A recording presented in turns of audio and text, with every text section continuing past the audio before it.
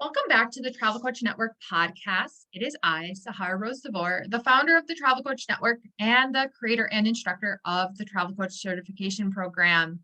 Today's guest is Camila Castro. Camila is a seeker, a global citizen, a mindful traveler, a storyteller, and a certified travel coach. As a mindful travel coach, she guides multi-passionate seekers in harnessing the power of mindful travel to create more purposeful, meaningful, and impactful experiences in their travel and in their lives. She's also the founder of Be Journeyful, a blog that inspires and empowers travelers to embark upon inner and outer journeys with an open mind and an open heart for deeper intention, connection, and transformation. Camila has been featured in many media outlets like Life Lovers magazine, as a guest blogger on the TCN podcast and her blog podcast, of course, but blog, and on Seeley's The Success Diaries podcast. Camila, thank you so much for joining me today. Hi, Sahara. Thank you so much for having me. I am a big fan of the show, so I'm super excited to be here. Oh, well, I am so glad that you are here. You are a graduate of the Travel Coach Certification Program, so I was able to learn so much about you and your mindful travel business throughout the journey in the program and the community. So it's really exciting to be able to dive deeper into all of that today. But as we get started, share with us, where did your love of travel stem from? So I have been really fortunate to have grown up traveling and living around the world. I'm originally from Ecuador. I was born there. My parents are from there. And my dad's job just took him around all over the place. So we lived when I was a child in Venezuela, in Mexico. I did all of high school in Singapore. And then I just caught the travel bug from those experiences. And my parents both love to travel. So they really took advantage of living in different places to explore those regions. And they would always take us with them on all their trips. And especially when we lived in Singapore, we really, really dove into Southeast Asia and that whole area. And it kind of opened up my eyes to the power of travel. So then, travel became a huge part of my life. And then when I kind of, went to college, I came here to the States, but I knew that I wanted to kind of create as many opportunities for myself to travel as much as possible. And so as an adult, I've lived in England, I've lived in Italy, South Africa, New Zealand, and really taken advantage of all those places to travel around and get to know that region. So travel has been, like I said, a huge part of my life. It's been my greatest teacher, and I'm really grateful for all the lessons it has taught me. And I really think the power of travel is in its ability to be a vessel for discovery and connection and transformation. And that's really the impact that it's had on me in my travels. I love that. First of all, I don't think I knew that you were originally from Ecuador. And hablas español también? Sí, claro. It was Yeah, my first language. Yeah. I don't think I knew that you spoke Spanish, but there's so many Spanish speakers in the TCN. So I would love to have you just come in and, do something for us in Spanish too. That would be very much appreciated. But I love that. And why Singapore? You went to high school in Singapore or college? It's high school in Singapore. My dad's job took him there. So it just so happened that, when we moved there, I went into high school. And so I ended up graduating from school over there, the American school over there. And it was just an incredible experience because it was the first time. I mean, I had moved around a lot before that, of course, but it was the first time that I was living outside of a Latin culture, right? Up until that point, all our moves had been within South and Latin America, really. And so this was the first time that I was like kind of exposed to three cultures at once, right? I was like coming from a Latin culture, my own. I was in an American school system, so I was very immersed in an American culture. And then I was living in Southeast Asia, so I was very kind of exposed to that. And just the kind of combination of those three things together had a profound impact on me. I love that. That's incredible. Before we dive deeper into that impact that has, but was there throughout your journey traveling, was there a place that made the greatest impact on you, or you felt like you had the greatest transformation? And if so, where and why? so many places, honestly, but a couple that come to mind are Bhutan. I had the amazing privilege to be able to visit Bhutan when I lived in Singapore. So I was a teenager. And back then, this was like in the 90s, right? So like back then, Bhutan was not, I mean, now it's becoming kind of a more open tourist destination, but back then, very few people used to go visit there. So we went there and it was just such a unique experience to see this incredible, beautiful country, very insular, that was just kind of starting to open up to the world, and how different, the culture was, and the people, and like their priorities and what they found important in their lives. But what was most fascinating, I think, was that despite our differences, we still connected so much with, the teenagers, the local teenagers that were our age. And like, I remember one instance where, of course, we had a language barrier, we couldn't communicate, we had totally different lifestyles, but someone had the Dirty Dancing soundtrack and they started playing it, and everyone, like the Bhutanese teenagers, we just all started kind of dancing and singing and, doing the pretend jump at the end of Dirty Dancing. And it was just such a moment of connection. It really made me realize that we're all the same, as different as our cultures and worldviews and stuff may be, we have this shared humanity. Yeah, that's amazing. I don't know if I've spoken with anyone who's ever been to Bhutan. I definitely have not been there before, but that's such a place of curiosity. I wonder what it's like, especially to this day. But as you were growing and having all these different travel experiences that were quite diverse, what inspired you to take the path of helping people in the world of travel? Like, what about travel made that much of an impact on you that you wanted to help make such an impact on the lives of others? I think, like I said, travel just has taught me the most about myself and about the world. I mean, I've learned so much about just me, who I want to be, what kind of life I want to live, and how I want to show up in the world, right? Like the kind of tolerant and kind of open approach that I want to have, one of, shared humanity and understanding. And I think travel really, when you are exposed to different places and peoples, you just understand. I mean, we all want the same things. And the more that we can sort of accept each other and appreciate each other, the better. And I think travel really gives us that opportunity. So I knew that I wanted to share my love of travel in this kind of expansive and impactful way with others, in a way that would open their eyes to the power of travel and what I had experienced traveling. And I always knew that I wanted to be of service, that I wanted to help other people. But I had like no idea what that would look like or how to bring those things together. And I sort of veered off into very many different paths. I had like 8 different majors in college. I had no idea what I wanted to do. Eventually I ended up doing a master's program in the UK that was a tourism management program, because I thought, I love travel. I want to go into the tourism industry.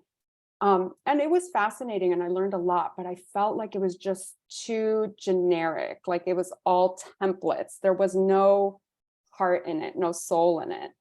And so I was like, okay, that's not the right fit. And eventually I sort of found my way into travel coaching. I had never heard of it before.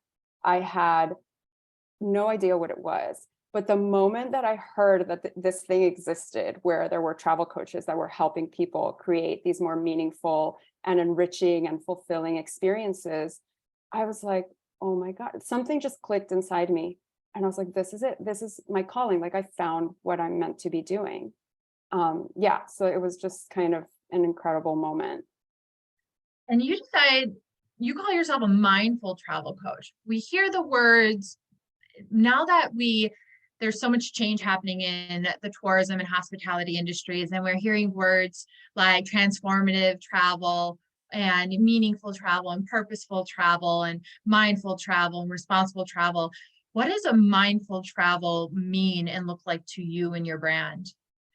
So I think this is such an important question, because I think, just backing up a little bit, even the concept of mindfulness is interpreted in so many different ways, right? I think the word mindfulness means so many different things to so many different people, and it's used in different contexts.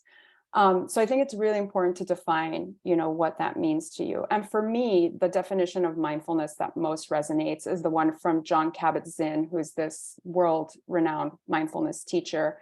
And he says that mindfulness is awareness that arises through paying attention on purpose in the present moment, non-judgmentally. So I think when you distill that down, you kind of, and he says this as well, mindfulness is basically befriending your experiences without judgment.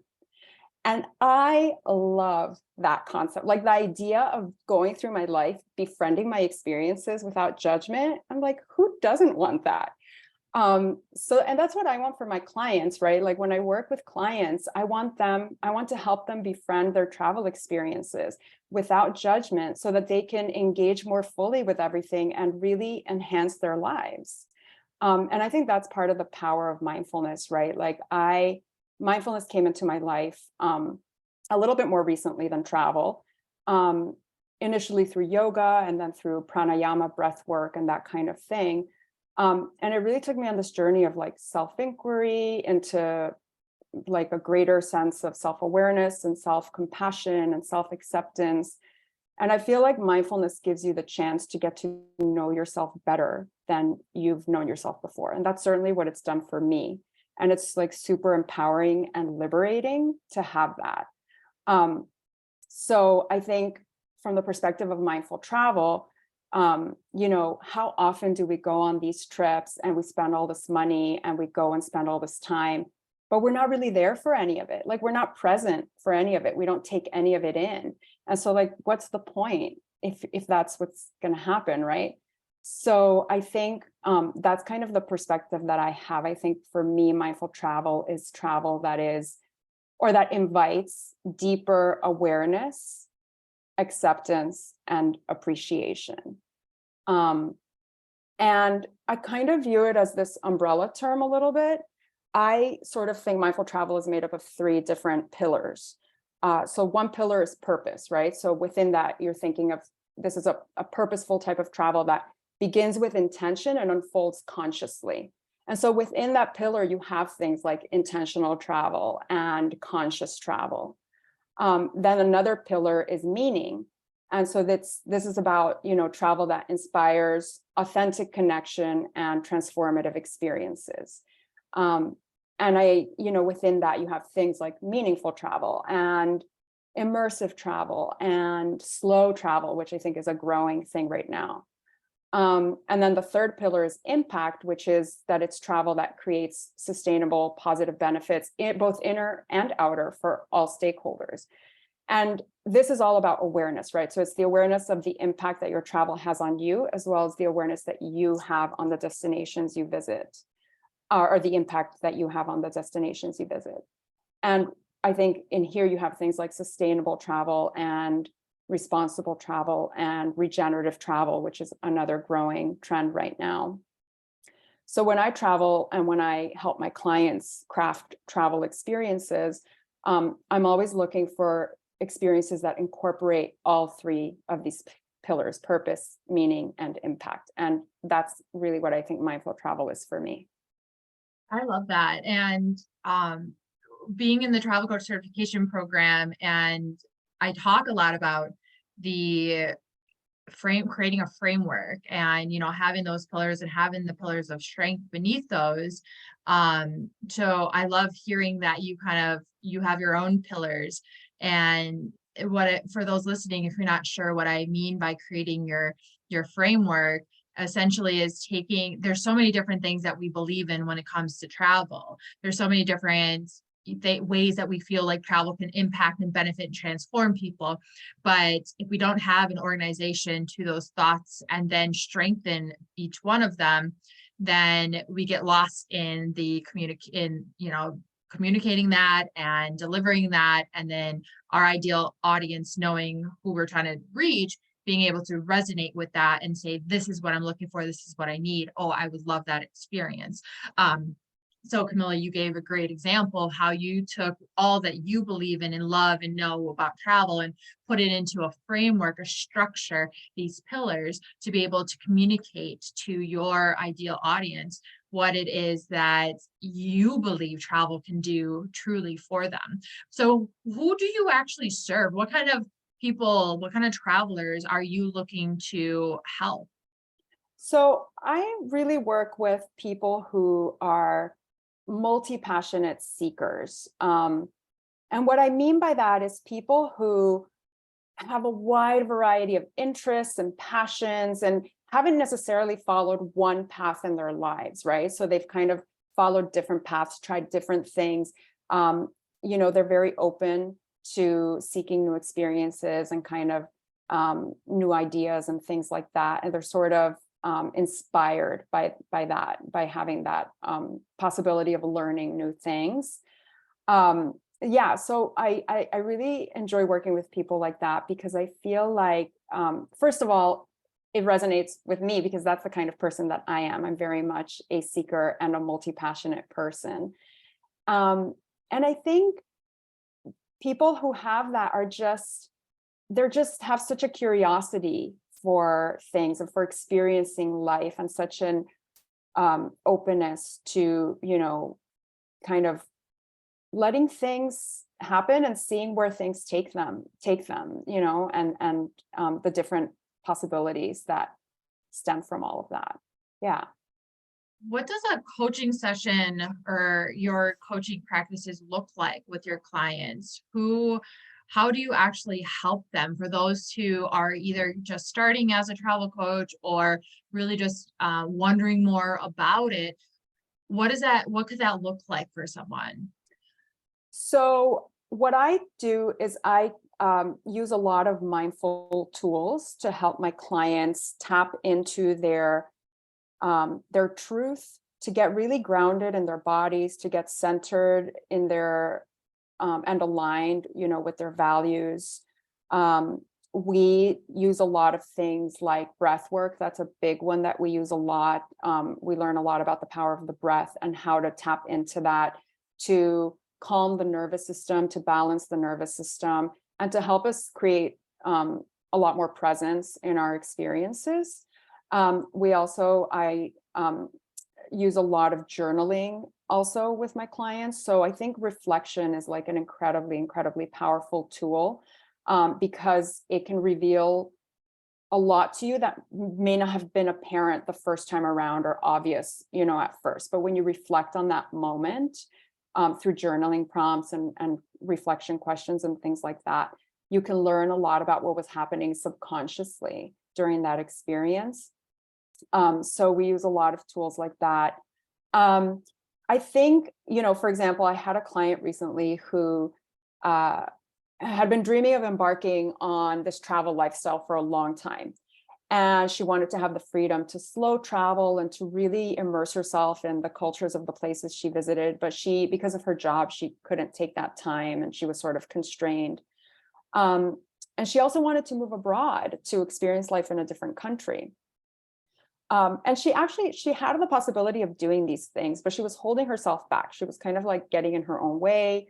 She was holding on to this job that she didn't really even want anymore and was ready to move on from. She was overwhelming herself with all the different options. And so she was kind of paralyzed, couldn't take action because she was like, oh, I want to do this and I want to do this. And she didn't know how to prioritize everything. So it was like, I don't know what steps to take. And she was also kind of letting old identities keep her from taking this like leap that she wanted into what she really desired, which was to create this travel lifestyle and move abroad. And so we dove into all of that. We really kind of explored her limiting beliefs that were holding her back through journaling and reflection, through meditation and visualization. We did a lot of that as well, where we sat in meditation and just kind of grounded into the sensations she was feeling in her body when she thought about, the things she wanted to create in her life and what was kind of keeping her from doing that. And we explored what would happen if she let go of these limiting beliefs. So we asked a lot of what if questions, right, to create this mindset shift. Like, what if you left your job? What if you moved abroad? What would happen if you actually took these steps? And then we use, like I said, mindfulness practice like the breath work to really calm and balance the nervous system, to ground her into her body, and to connect with the inner wisdom too. I think we're so bombarded by so many different stimulants constantly. There's so much noise around us all the time. It's hard to kind of filter things out. And I think when you can sort of just sit in for a moment with the breath and just really tune into your body and what you're feeling and the sensations in your body, it gives you an opportunity to actually listen to your intuition and your inner wisdom, because you kind of, take everything else out of the picture. And when you learn the tools and practices that help you do that, suddenly you can connect to that intuition, and you will start to get answers to questions that maybe you've had a hard time answering before. So using these tools, we created an aligned action plan for her, and that would help her take small steps, to creating her travel dreams little by little, building up to it. And now she's like applied to travel to Mongolia this summer on this immersion program. She's like house sitting in Korea before that. She's going to go spend time in Portugal in the fall to explore that as a potential place to move to. So yeah, it's using these mindful tools to connect with our truth, our body, and our inner wisdom. Yeah. And I know you talk about intentional travel and setting intentions for a trip. What does that actually mean, and how can someone do that? So I think the way that I guide my clients in this is it all starts with identifying your core values and your big why.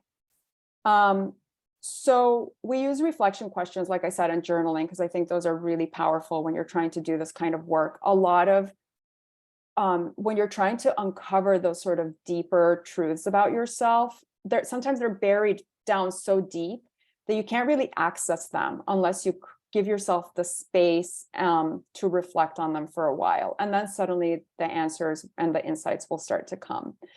So we use these kind of journaling prompts and reflection to uncover what their 3 to 5 core values are. And so core values are non-negotiable values that you want to live your life by, that you want, so that you can be in alignment with your truth.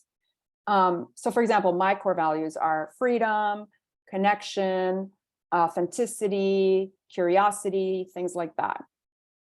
So first we work on that, uncovering their 3 to 5 core values. And once we have that, step 2 is then answering that question of why, right? So that big why of, why do you want to travel? What does travel mean to you? What does it bring into your life? Why do you want to go to these particular places? What is it about these destinations that, appeal to you? Like, what's the main motivation that you have for taking this trip? What inspires you about this idea? What are you hoping to get out of it? What are you seeking? What are the feelings that you want it to evoke within you? So we kind of get into all those questions to get to the big why. And then using those two things, the core values and the big why, we craft intentions for that particular experience. I love that. And you've probably gotten this question before, which people probably mistake you for a travel agent.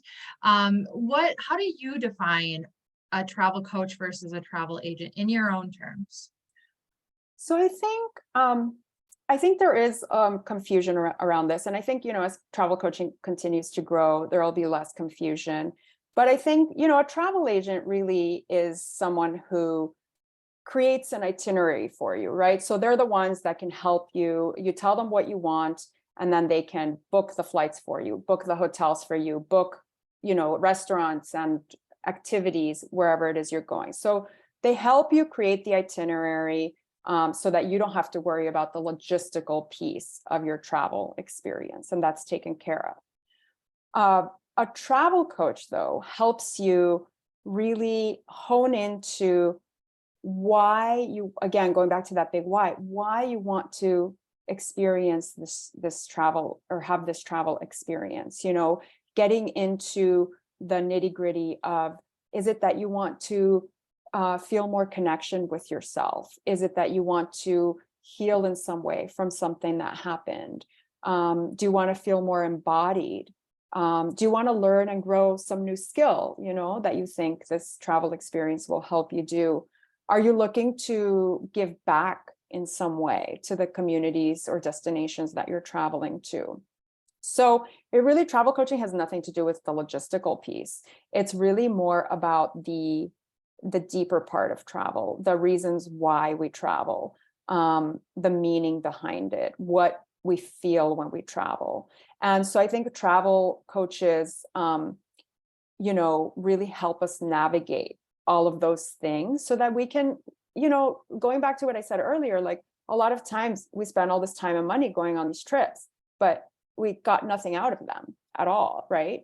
And so a travel coach can help us navigate all these different motivations so that we can go on these trips and really feel like we've engaged fully with the experience, really feel like we've gotten something out of it that's meaningful and fulfilling and rewarding, and really feel like they've enhanced our lives in some way, which is really the whole point of travel, I think, for it to enhance our lives in some way. Yeah, and I think that's exactly why people go on trips in the first place, right? We're looking to feel something different, even if it's just a break from our stressful daily routine or the pressures that we have in our corporate life, or all the responsibilities we have as a parent or a mom or a partner or whatever it might be. Just having some time to yourself. That's why I'm so passionate about the world of travel wellness in a more holistic view, because we really do travel. I always say travel is wellness and wellness is travel. We travel for these really purposeful, personal reasons, whether people are aware of it or not. So travel coaches help bring that out of people and bring that self-actualization to the surface. And as we're getting close to the end here, I loved having you, like I said, in the certification program. Can you share a little bit about how that program helped you, or why you even decided to join? Sure, of course. Yeah, no, it was an amazing experience, and I learned so much. And I thought it was a really comprehensive program because it incorporated the coaching piece and the business piece so well together, and you really kind of understood. You really got a great understanding of how those two things go together. As you're creating a travel coaching business. I think for me, what really resonated the most is that travel coaching, just like other kinds of coaching, right, is really personalized and customized to each individual. I think you're really honing in on each person's needs and what they are seeking and looking to get out of the experience. So it's going to be different for every client. There's like no template. There's no kind of, program that you can apply to every single person.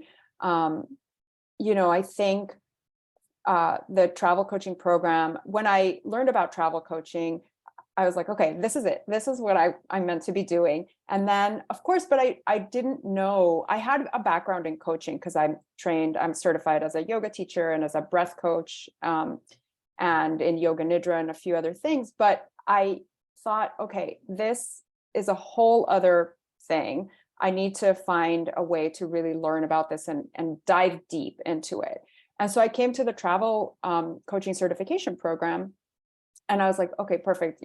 I looked at the modules, I looked at everything that was offered, and I said, exactly, this is what I need, because it gives you such a great comprehensive overview of everything you need to know, from, creating your brand story to how to, have effective messaging, to finding your niche and your target audience.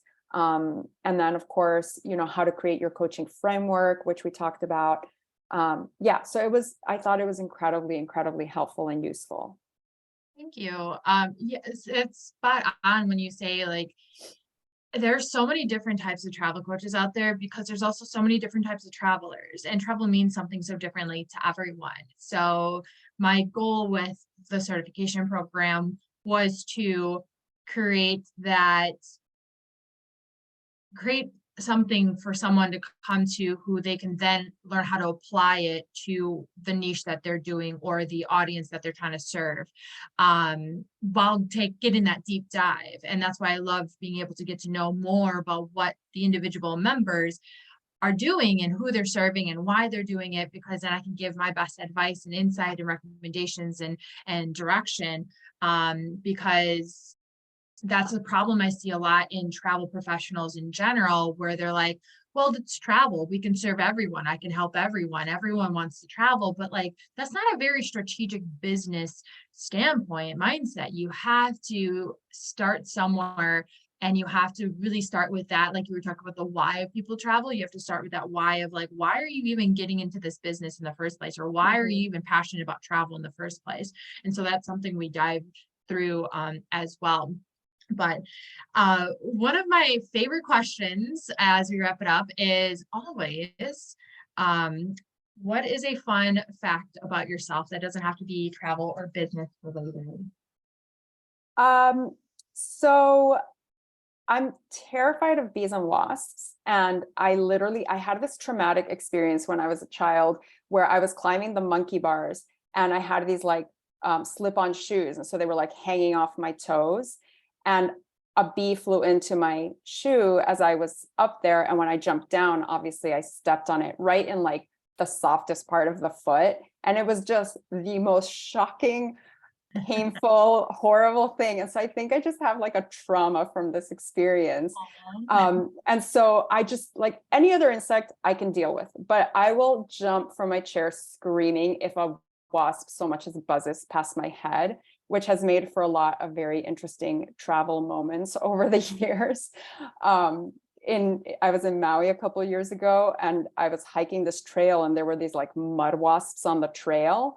And I was by myself and I had to like, build up the courage to like run past these mud wasps every time I came across one.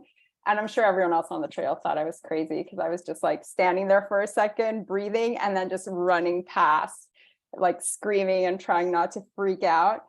But yeah, bees and wasps, I can't do it. I once stepped on a bumblebee and it stung me between my toes. Oh God. But I know many people are terrified of bees and wasps, but I mean, it doesn't help when you get stung by them. But Camila, thank you so much for being here. Let everyone know how they can learn more about you, follow you, read your blog. Sure. Yeah. So the best place to follow me is on Instagram at Be Journeyful. It'll be in the show notes. And that's where I share kind of all about mindful travel, what it means to me, how I, try to travel more mindfully in my own journey. And then coaching tips for how you can become a more mindful traveler, simple things you can do like journaling and breath work and things like that. And then, you can also check out my site, bejourneyful.com, which I also share things there, different things about mindfulness in general, how to create a more mindful life and mindful living, as well as stories about my travels and things like that. Wonderful. I think some of your freebies are also in the free resource section for travelers on the Travel Coach Network website as well. But we're definitely going to drop all your links in the show notes. But Camila, thank you so much for being here on the TCN podcast today. Thank you for having me, Sahara. This was great. Oh, wonderful. So everyone, be sure to follow us on Instagram at the Travel Coach Network. Learn more at thetravelcoachnetwork.com and come give us a hello, especially in our TCN Facebook global community on Facebook as well. You can find the link for that, all of Camila's links, and the link to download your own beginner's guide to travel coaching in the show notes for every episode. If you know anyone who might be interested in becoming a travel coach, please be sure to send them our way.